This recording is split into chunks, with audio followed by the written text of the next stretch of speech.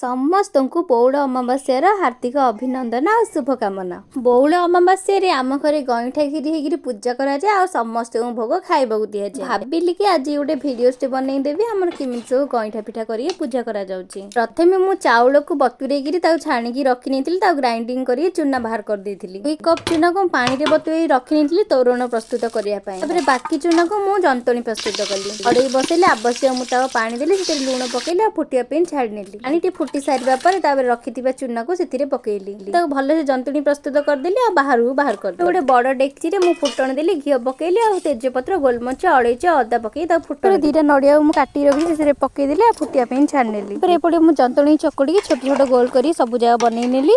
पानी फुटिया पर गोल गुड़िया से पकईदेली। किस समय सीझा छाड़ी नेली। चाउल गुंड बतुरे रखी अल्प पानी पकई घाटी से गोड़ी नेली। 5 मिनिट फुटी सारापर लुण और गुड़ पकई भलसे घाटी नेली। बहुत सारा जेहेतु करी घाटिया असुविधा होता तथापि भलसे घाटीदेली गुड़टा मिसवा पर्यंत। देखो आमर केते सुंदर गईठार आमर कलर बढ़िया आसपर गुड़ मिसी गला मिसी सारापर 5 ରୁ 10 मिनिट पुणी सीझे नी। लास्ट को मु गुड़ एथि पकेली जल्दी खीरीटा खराब हेनी बोली।